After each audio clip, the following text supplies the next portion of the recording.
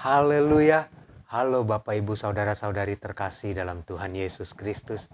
Kiranya damai sejahtera Allah yang melampaui segala akal memelihara hati dan pikiran kita semua dalam Kristus Yesus Tuhan kita. Roma 6 ayat 11 sampai 13 saya bacakan. Demikianlah hendaknya kamu memandangnya, bahwa kamu telah mati bagi dosa, tetapi kamu hidup bagi Allah dalam Kristus Yesus. Sebab itu, hendaklah dosa jangan berkuasa lagi di dalam tubuhmu yang fana, supaya kamu jangan lagi menuruti keinginannya. Dan janganlah kamu menyerahkan anggota-anggota tubuhmu kepada dosa untuk dipakai sebagai senjata kelaliman. Tetapi serahkanlah dirimu kepada Allah sebagai orang-orang yang dahulu mati, tetapi yang sekarang hidup.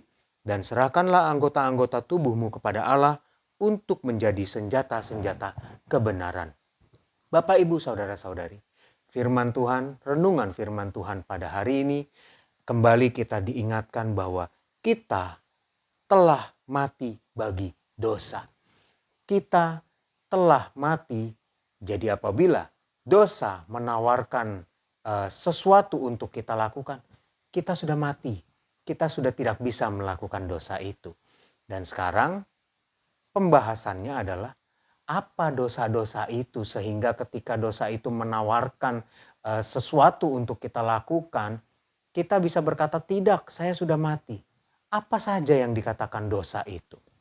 Di dalam Amsal 6 ayat 16 sampai 19, kemudian di dalam Galatia 5 ayat 19 sampai 21, 1 Korintus 6 ayat 9 sampai ayat yang ke-10, Kolose 3 ayat 5 sampai 8, di situ dikatakan tentang perbuatan-perbuatan dosa yang harus ditinggalkan, yang harus kita katakan tidak, saya sudah mati untuk melakukan hal-hal itu, hal-hal tersebut. Di antaranya ialah, saya bacakan, mata sombong, lidah dusta, kepentingan diri sendiri, iri hati, orang cabul, pemfitnah, penipu, orang-orang serakah, orang-orang pemarah, geram, kata-kata kotor, hati yang membuat rencana-rencana jahat. Itu adalah sebagian dari perbuatan-perbuatan dosa yang harus kita tinggalkan, yang harus kita katakan, saya sudah mati untuk melakukan perbuatan-perbuatan itu. Terus bagaimana kalau perbuatan-perbuatan di luar yang tertulis di dalam ayat-ayat tersebut? Di luar yang tadi saya sudah bacakan kepada saudara-saudari Bapak Ibu sekalian. Bagaimana kita mengetahui perbuatan tersebut dosa atau tidak?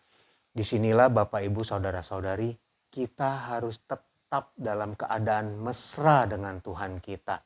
Disinilah waktu Tuhan Yesus berkata, tetaplah berdoa, tekunlah berdoa, tetap kita harus menjaga kemesraan kita dalam doa kepada Tuhan. Untuk apa? Kalau kita mesra, kita tentunya tahu apa yang tidak disukai oleh orang yang kita sayangi, bukan? Nah, itulah fungsi doa. Kita bisa komunikasi, kita bisa doa bertanya kepada Tuhan, Tuhan, apa lagi yang kau sukai? Misalnya hari ini ada perbuatan-perbuatan atau kegiatan-kegiatan yang kita tidak tahu itu akan berdosa atau tidak di luar dari yang tadi sudah kita bacakan. Langsung apabila kita mesra, langsung seinstan itu dia akan menjawab, Tuhan ini dosa atau tidak? Tuhan tolong saya. Kalau ini dosa hindari saya. Tuhan tolong saya. Kalau ini dosa, Tuhan mampukan saya untuk berkata tidak dan menolaknya. Disitulah kita bisa mematikan atau kita bisa seperti yang tertulis di dalam Roma 6 ayat ke-11 ini bahwa aku telah mati bagi dosa. Disinilah kita mesra kepada Tuhan. Tuhan tolong kita semua. Tuhan mampukan kita semua. Mari kita berdoa.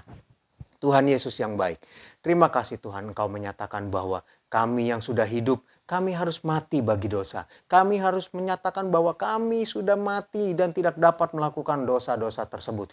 Dan apa itu dosa-dosa yang sudah Engkau katakan Tuhan di dalam Alkitab, itu harus kami mengerti Tuhan. Dan kami sudah mendengar tentang dosa-dosa tersebut. Dan tentang yang di luar dari apa yang sudah dibacakan Tuhan, biar kiranya Engkau sendiri yang menolong kami, memberi kemampuan kepada kami untuk mendengar suara-Mu, untuk tetap mesra, sehingga kami mengerti dengan jelas apa yang tidak Engkau sukai, apa yang Engkau katakan dosa, sehingga kami bisa mengatakan kepada diri kami, kami sudah mati dan tidak bisa melakukan dosa-dosa tersebut. Tuhan tolong kami semua, mampukan kami semua. Tuhan kami serahkan hidup kami kepadamu. Hamba berdoa bagi umat-umatmu, jemaat-jemaatmu Tuhan. Mereka akan melaksanakan kegiatan akhir pekan mereka. Tuhan berkati setiap mereka yang akan menikmati akhir pekan bersama keluarga. Tuhan berkati, Tuhan jaga lindungi. Yang masih harus bekerja Tuhan ke kantor ataupun bekerja di rumah dan yang berwirausaha. Tuhan juga beri hikmat. Tuhan tolong bagi yang berdagang. Tuhan kirimkan klien-klien, kirimkan pelanggan-pelanggan. Engkau yang akan mencukupi segala kebutuhan mereka. Dan dalam melaksanakan semuanya, Tuhan juga jaga lindungi.